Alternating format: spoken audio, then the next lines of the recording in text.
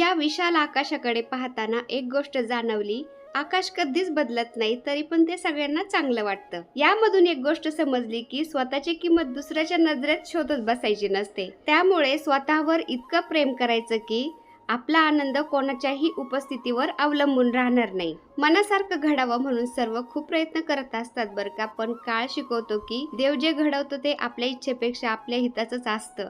नमस्कार मंडळी, मी छाया आपल्या सर्वांचं आपल्या आणखीन एका नवीन व्हिडिओमध्ये अगदी मनापासून स्वागत करते. या आधीच्या व्हिडिओला कमेंटच्या माध्यमातून तुम्ही सगळ्यांनी भरभरून प्रेम दिलं, त्यासाठी मनापासून आभारी सर्वांची. मस्त अशी दिवसाची सुरुवात झाली होती आणि व्हिडिओला पण मी सकाळी सुरुवात केली होती. सकाळी उठल्यानंतर पटपट आवरत होते मी, कारण आकाशला जायचं होतं सोडवायला मला कोपरगावला. बटाटे घालून मेथीची भाजी बनवली होती, आकाशच्या आवडीची भेंडीची भाजी बनवली होती आणि आकाशची खाण्यापिण्याची सगळी पॅकिंग झाली होती आणि आकाशची कपड्याची वगैरे सगळी पॅकिंग रात्रीच करून ठेवली होती आम्ही. आता फक्त चपात्या बनवायच्या होत्या, चपात्या झाल्या की लगेच आम्हाला निघायचं होतं लवकरच. आणि आकाशची लहानपणीपासूनची सवय बरं का, ती आतापर्यंत काही मोडली नाही. मी किचन मध्ये असले ना, तो असं किचनवर बसणार आणि तिचं जेवण करणार, तिथंच नाश्ता करणार, तो असं किचनवर बसूनच खातो. आता भाज्या तर सगळ्या झाल्या होत्या, फक्त चपात्या बनवायच्या राहिल्या होत्या. गरम गरम चपात्या झाल्या ना, आकाश काय बोलतो, परत तुझ्या हातचं गरम गरम कधी खायला भेटत आहे काय माहित. म्हणलं आजच्या दिवस खाऊन दे मला पोटभर. तर लगेच त्यांनी गरम चपात्या घेतल्या आणि मस्त भेंडी चपाती खात होता, कारण त्याला भेंडी खूप आवडती. तुम्ही बॅगेत टाकलं होतं माझ्या कुठे गेली बघ ती. एक गिफ्ट दिला तिथं केलं सगळं मी घेईन, टेन्शन नको घेऊ. सगळं फेस वॉश सगळं करमायचं नाही. करमायचं नाही, तो एवढं किती हसत आहे बघा, ते त्याच्या तोंडातून समजत आहे. नाही ते हसा नका पण तरी. सगळ्यात जास्त आनंदित तो झाला संपूर्ण घरात. आधी आणली ती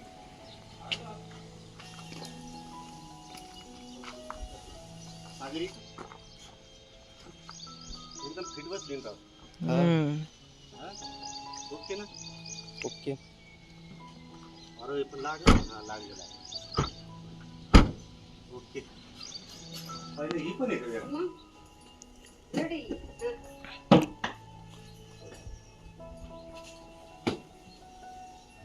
अजून काय राहिलं बघ रे. ते सॉक्स येतात का तुला? येतात ना? बरोबर घाल.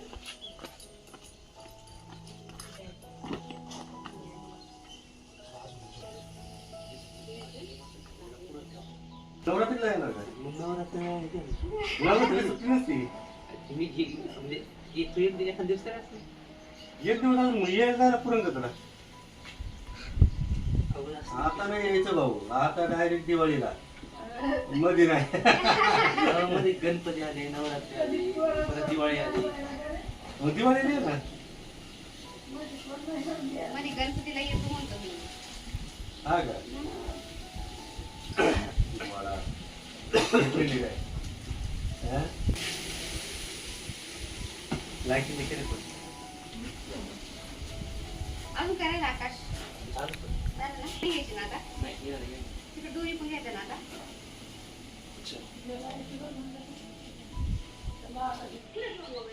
ड्रेसिंग टेबल वर ए ते सागर एटीएम घेतलं ते. घेतलं हे ते घ्यावं लागेल काय? चला टाटा.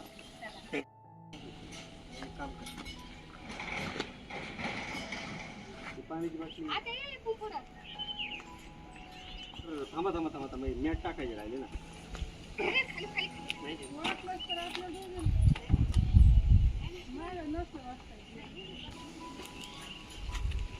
मॅट राहिले टाकायची.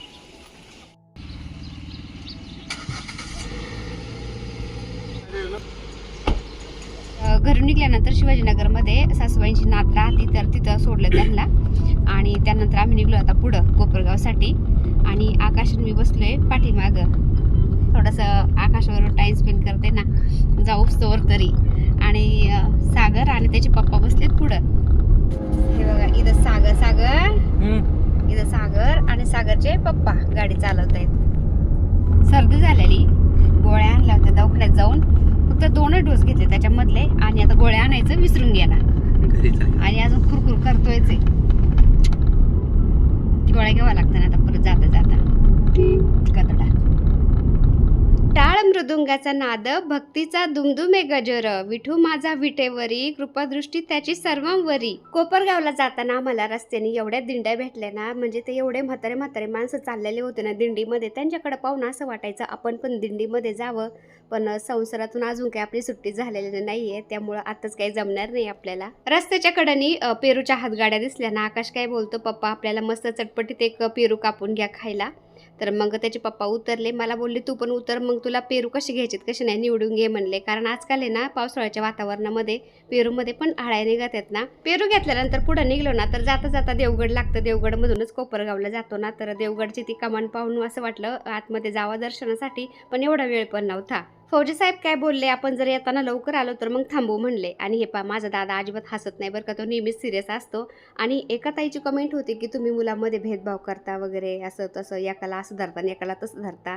तर मला तरी नाही वाटत की कोणती आई लेकरांच्या मध्ये भेदभाव करत असन. माझे दोन्ही लेकरं माझे जीवाचे तुकडे येतं, आणि या दुनियेमध्ये मला काही जे प्रिय असेल ना तर ते माझे लेकरं येतं. तुमच्यासमोर ही छाया दिसते ना हसती खेळती, तर ती पहिली अशी नव्हती, पण तिच्या लेकरांकडे पाहूनच ती जगायला शिकली. हे सगळं तेच समजू शकतात जे डिप्रेशन मधून गेलेले येतं, लेकरांकडे पाहूनच ते जगत असतात. मी रोज मंदिरामध्ये नाही जात, मी भक्तिभावाचा दिखावा पण नाही करत, पण मला विश्वास आहे की देव माझी पूजा नाही तर माझे कर्म पाहत असन, आणि त्यामुळेच तर मला हे दिवस पाहायला मिळाले. तर आता मस्त भजे पाव खाल्ले, चहा घेतला एकदा आणि निघलो आता पुढे. इथं बॅग ठेवली त्याच्यामुळं ते पाय दिले तसे पसरून त्यांनी लांब आहे ना, त्याच्यामुळे ते अवघडल्यासारखं झाला होता. हा का घोडा ag hi hello how are you. किती राहिले अजून? 50 किलोमीटर. 50 का? काय जवळ आलो.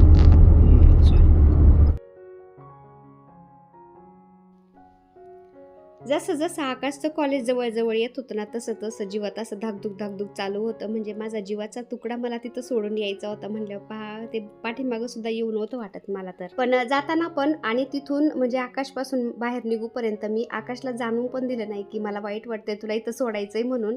कारण आपणच त्याच्या समोर जर रडायला लागलो, कमजोर पडलं तर लेकरांनी कसं राहायचं तिथं, नाही का. कॉलेजमध्ये येताना गेटवर एंट्री केली. आतमध्ये आल्यानंतर तुम्ही बघू शकता एवढं छान नेचर होतं ना तिथं. आकाशला तर खूप आवडलं, आणि आमच्या आकाशला तर नेचर खूप आवडतं. मंडळी आकाशचं कॉलेज आलं बरं का. कॉलेजमध्ये पोहोचलो आम्ही. आता त्याची हॉस्टेलची बिल्डिंग आहे ना तिथं चाललो आम्ही, है ना आकाश. सागर नेहमी सिरियस राहतो, नाही कधीच हसत नाही तो. हाच बाबा थोडा हे ते कसं इकडे कसं हा मग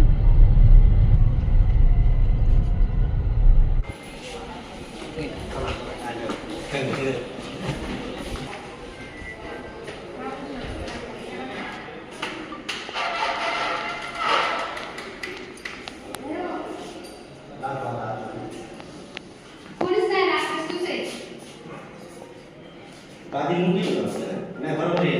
थोडं बाहेर आलं तर काय अर्थ नाही. आकाश पुढे जाऊ पाहिजे गेलं. हा छान आहे. मस्त आहे.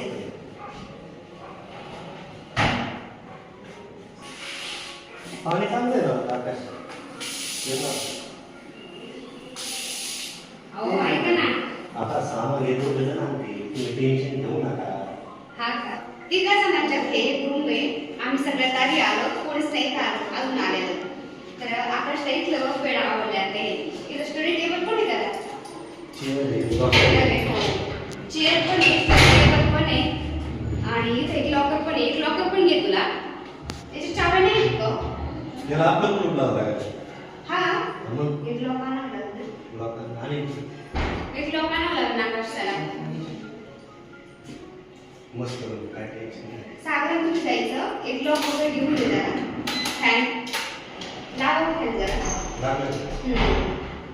आणि आकाशला सामान ठेवायला नाही इथं. तर सामान ठेवायला तिकडं. तिकडं सामान ठेवायला, आकाशला सामान ठेवायला नाही आहे. इथं कोपरा आहे त्याला मस्त ठेवायला. ऐक नाही हे घेऊन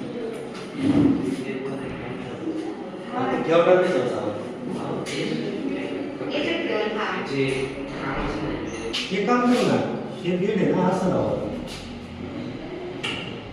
क्या बरं हा चला हा कोपऱ्याचं आवडलं. बरं आहे आपण इथं अभ्यास करत नाही.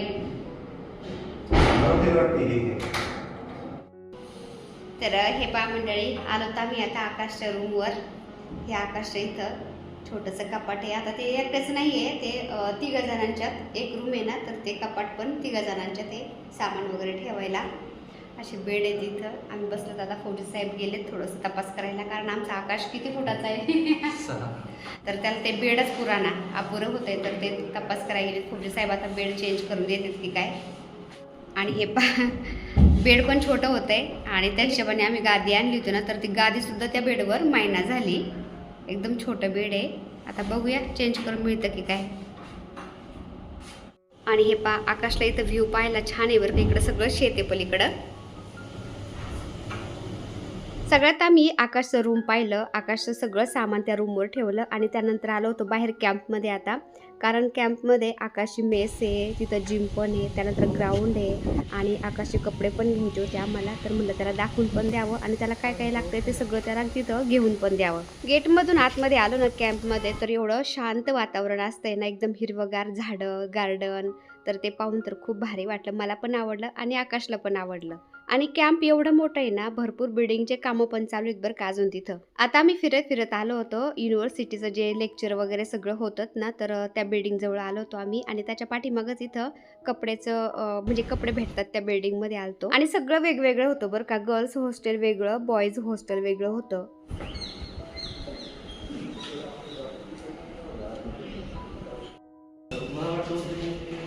भेटले लगेच बघा.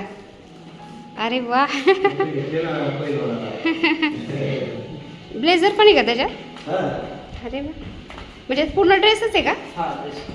अच्छा, चला. ते माप तुम्ही आधीच लिहून गेलते का? हा, मापाचे कसं काय भेटले? हा का? तर कॉलेजचा ड्रेस, ब्लेझर वगैरे सगळं तिथून घेतलं आता आकाशला. म्हणजे सगळं त्याला घेऊन देतो, म्हणजे त्याला नंतर नको इकडे तिकडे फिरायला, नाही का? सगळी सोय करून दिली पाहिजे. नको टेन्शन घेऊ, नको टेन्शन घेऊ नको. मग लेकरू आपण गेला इकडे तिकडे फिरत बसायचं. तुला चालू आहे हा ना. चला, हे माझी बच्चा पार्टी. तसं नको, ते पाठी टाकणार असं घेंगर सोड. अरे ते सांभाळ ना बॅग. राहून दे, एक एक घ्या ना आयटम. नाही तर माझ्याकडे द्या, मी सांभाळतो. टेन्शन नाही घेऊ तुम्ही. हा, मी रडाय तू लागला का तू मी लागलो. आता फौजी साहेब आहेत ना, आकाशला कॅम्पसमध्ये फिरून मेस कुठं आहे काय सगळं दाखवून देते. त्यानंतर आता कपडे घेऊन दिले. अजून काय दाखवत आहे? आता बादली घेऊन येते. हा. आम्हाला माहितीच नाही त्याच्या रूममध्ये मग्गा बादली वगैरे लागतं. आम्हाला वाटलं असेल तिथं, पण ते आता मग्गा बादली सगळं त्याला घेऊन द्यायचं. त्यानंतर त्याच्या लॉकरला लॉक पण घ्यायचे. लॉक पण घेतो. रूमला पण लॉक घ्यायचे, कारण त्याच्या रूमला लॉक पण नाही आहे ना. आता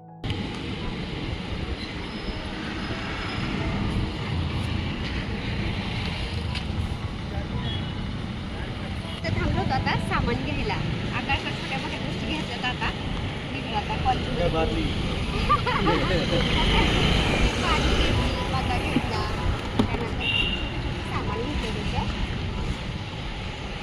आम्ही सगळं कॅम्प फिरून पाहिलं. त्यानंतर आकाशला छोट्या मोठ्या सगळ्या वस्तू घेऊपर्यंत आकाशचे रूममेट्स पण आणि त्यांचे पेरेंट्स पण आले होते आणि ते पण नगरचेच होते. मग तर अजूनच छान वाटलं. आणि आकाश सोबत जे मुलं राहणार होते ना, त्यांचे स्वभाव पण खूप छान होते. मुलांच्या ओळखी करून दिल्या. त्यानंतर आमच्या पण थोड्या गप्पा गोष्टी झाल्या आणि मग ते ना आम्ही सगळे संगच निघलो मग नगरसाठी. आणि हा एक मुलगा राहणार होता आकाश सोबत, तर याचं नाव होतं रोहन. आणि महत्वाचं म्हणजे तो एकटाच आला होता, त्याचे पेरेंट्स पण नव्हते आले त्याला सोडवायला. 3 जण रूमवर राहणार होते ना, तर 3घांचा स्वभाव पण एकदम छान वाटला. त्यामुळं अर्ध टेन्शन कमी झालं आमचं तर. आणि तिथं जवळ मेस आहे ना, तर तिथं गेलो आम्ही चहा घ्यायला, पण तिथं चहाच नव्हता. चला म्हणलं कॅम्पच्या बाहेर जाऊन आपण चहा घेऊ. आता आम्ही बाहेर आलो ना चहा घ्यायला, त्यावेळेस मुलं पण आमच्या बरोबर आले होते. संध्याकाळी 6 वाजत आले होते. मुलांना म्हणलं तुम्ही जाता आतमध्ये, आम्ही पण निघतो. आकाश समोर तर मी अजिबात रडले नाही. मनावर दगड ठेवून मी त्याला आतमध्ये काढून दिलं, पण जशी गाडीमध्ये आले ना तसं मला रडूच थांबाना. तर मन भरून रडून घेतलं एकदा मी. टेन्शन नको, पुढच्या हप्त्यात येऊ. मुलं कितीही मोठाले झाले ना तर आईसाठी ते लहानच असतात आणि आतापर्यंत माझ्यापासून लांब कधी मुलं गेलेच नाही आणि आता अचानकच ते लांब गेले ना आकाश तर खूप वाईट वाटत होतं. म्हणजे असं काहीतरी हरवल्यासारखं वाटत होतं मला. तर एकदम मनसोक्त रडून घेतलं. त्यानंतर मग आम्ही समृद्धी महामार्गावरून जाणार होतो ना तर रोड एवढा भारी होता ना, नेचर पण दिसत होतं बरं का तिथून. तर फौजी साहेबांनी बोलण्याच्या नादामध्ये मला थोडं बिझी केलं. त्यानंतर थोडं बरं वाटलं. त्यानंतर शूट घेण्याची अवस्थाच नव्हती माझी, काही मूडच नव्हता. त्यामुळे मी बाकीचं काहीच नाही शूट घेतलं. त्यानंतर आम्ही डायरेक्ट घरी आलो. रात्रीचं 10 वाजले होते घरी यायला. तर आजच्या पुरतं इतकंच बरं का. चला भेटूया दुसऱ्या व्हिडिओमध्ये. तोपर्यंत बाय. व्हिडिओ आवडला तर एक लाईक, शेअर, सबस्क्राईब नक्की करत जा. धन्यवाद.